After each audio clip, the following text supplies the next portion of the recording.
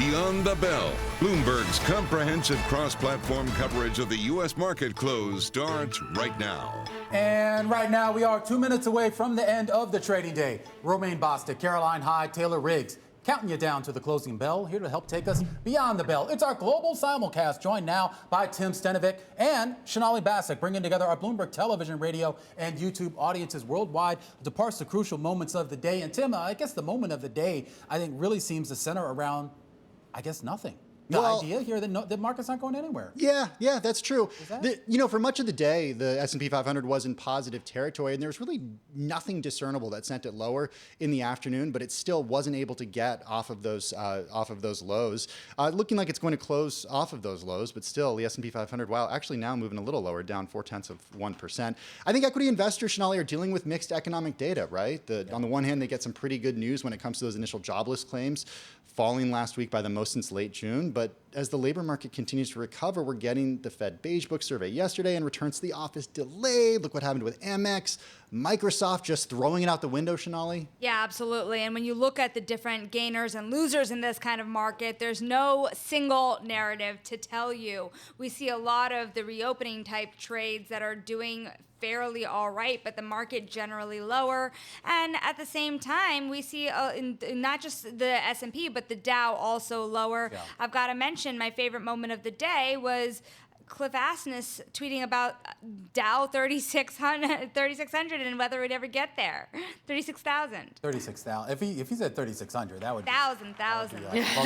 Mother of all calls here. All right, here we are getting the closing bells here in New York. People clapping, bells ringing. The Dow Jones Industrial Average a long way off from 3,600. Looks like it's going to close right below 35,000 here, down 154 points, or about 0.4%. Of course, as always, waiting for these numbers to settle, but you get the general picture here. S&P 500 down 0.5%, 44.92, roughly where it stands right now as we wait for these numbers to settle. NASDAQ Composite down 38 points, or 0.2%. The Russell 2000, which had been in the green for a good portion of the day, looked like it was going to outperform to the upside here. It's still outperforming, but it's going to close in the red, down less than 0.1% here.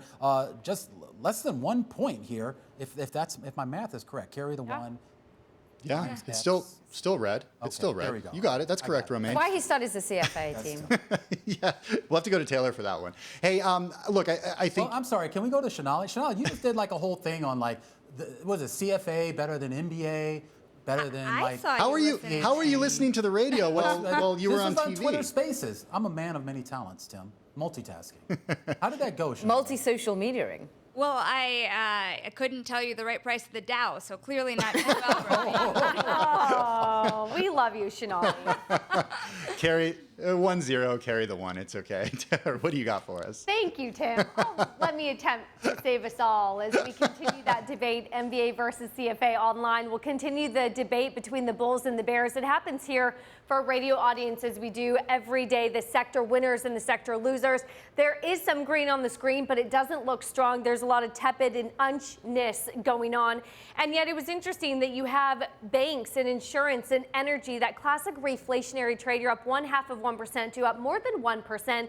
But really the story was much on the downside today. It was transportation, it's real estate, it's food and beverage, it's household products. How much of that really feels defensive? Some of this was a bond story that we got today, even though bonds were rallying and yields were lower. Tim, this was really interesting that you did get a sense really here of some of the big losses. Yeah, and look, as you mentioned, and we're going to talk about this a little later, Taylor, but crucial moments of the day, I think, came before the American markets opened, at least the American equity markets opened. But speaking of the American equity market, Sonali, take us through what you're seeing in the green. Yeah, so we have a few big names in the green, Moderna being chief among them, nearly an 8% rally today, Tim. You see vaccines really being mandated by a lot of companies here, and that effort continuing to take off. But number 2 in the S&P, we have American Airlines. This is what I was talking about a little bit earlier, about the idea that people are getting back on planes and numbers doing all all right as far as this summer goes along. You also have this company named Gevo, which is a very big gainer. It is up pretty significantly, and that is on its intent to pursue sustainable aviation fuel investments alongside Chevron. So we have some things there getting the country moving, but let's see if those gains stick. These are massive gains on a down day. Uh-oh, Tim. Again. All right, I'll take full. I take full responsibility for what our TV and good. This YouTube takes viewers pressure off of see. Taylor. Let's hold off. So we'll start with Tencent as my decliners, down 2.84% on the day today. Shares lower as investors fear that Chinese regulators are preparing to tighten the grip dramatically on gaming companies. South China Post, we've been reporting on this all day. South China Morning Post reported that China will slow down approval for online games. Shares of Tencent sank 8.5% today in Hong Kong. ADRs down 2.84% today here in the U.S. Pour one out, please, for Boston Beer Company, guys. Sam Adams, the parent company of Sam Adams and Truly Hard Seltzer, withdrew its annual forecast yesterday, citing a severe and unexpected slowdown in the hard seltzer market. Guess how many hard seltzers there are, Tim? Romaine was doing some. I think it was 100 million fewer cases than the volumes estimated in May of There are 2021. something like 65 brands. Saying Romaine? There were only 10 brands on shelves back in 2018. Now there are more than 65 of them out there. And this is the glut, Tim. This is the big glut. I don't know if we have this on. This is value add. Don't laugh. This is serious business. Tim, he found this on and did you know, Google, Tim, by there the were way. reverberations today No. because you had companies like Ball Corp, which makes the cans, actually down today by about 1% because of concerns here that there's this big glut. Silgan, Crown Holdings. Crown Holdings was down 3% today. I should have picked some of You could have those put as that my on last. your board instead of Yeah, GameStop. I should have picked one of those instead of GameStop. But to be fair, GameStop was lower most of the day. In fact, it was down more than 10% earlier in the day. We covered the earnings yesterday. But hey, we talked a little bit about getting some clarity on that turnaround plan. Investors didn't get that on that earnings call, which went under 10 minutes. They didn't even hear from Ryan Cohen. No questions, but shares recovered to finish in the green, higher by close to 0.2%. Can't keep a good meme stop down. GameStop up. Meanwhile, what's also up is basically most of the FX markets versus the US dollar. Actually, dollar index off by about 0.2%. This on a day where yields go lower. That bond auction, I know Taylor's going to talk about it, but we see the British pound off by 0.5%. We see the Swiss franc also powering higher, 0.6%. The euro was even higher. That, as we see the ECB start to push back against stimulus, start to talk about reducing their bond purchases, but don't call it tapering. Madame Lagarde doesn't want you to call it tapering.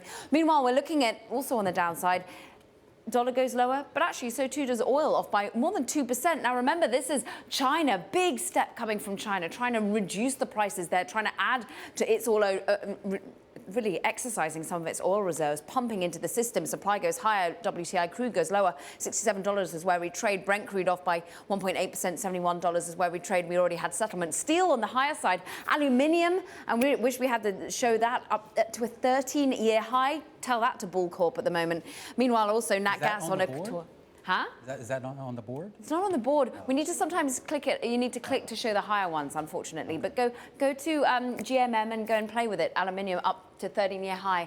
And meanwhile, a sea of green when you look at sovereign bonds. Money poured into European bonds on the back of the ECB, moving back from their bond purchases, but not as much as many had thought. The good news is we did aluminium on the European close today, Caroline, so we got you covered. And you can say there, aluminium, too. yeah. Let's take a look at bond yields, Romaine, quickly before we migrate back to the earnings movement. We are down 4 to 7 basis points across the board, below a 130, below a 190 on 10s and 30s. All right, Affirm earnings out here. The shares are really all over the map here. They were down, then they're up, relatively flat here. It looks like they did beat revenue coming in at about 261.8 million. The street was looking for about 226.7. That's the average. Loss per share coming in at about 48 cents a share here. Gross merchandise volume, a key number that a lot of people look at, $2.5 billion. That's up about 8.7%, a quarter over quarter. Overall, these numbers, at least on the first glance here, appear to have beaten the street estimates here. We'll keep an eye here on any guidance and forecast. Not really seeing it here. Again, these are your fiscal fourth quarter numbers for Affirm.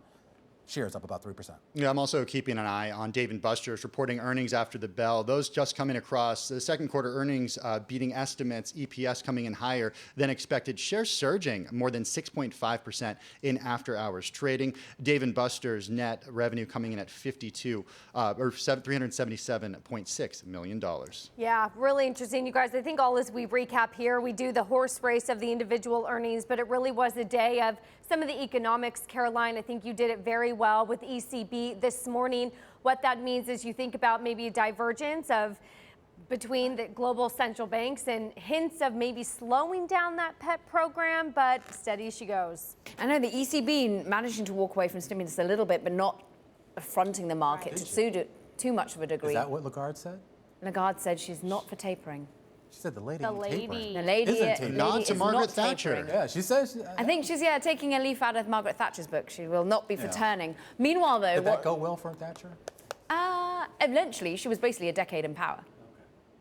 But we also, though, look at what's happening in China. If you look across the board, this is a global story of whether, production prices through the roof. This is an inflation story, but we're not seeing that the monetary policy is having to change too much on the back of it. Yeah, it's a great question, this global question of monetary policy. But back here in the U.S., there's still that question about tapering, when it happens, and which asset prices will be most effective.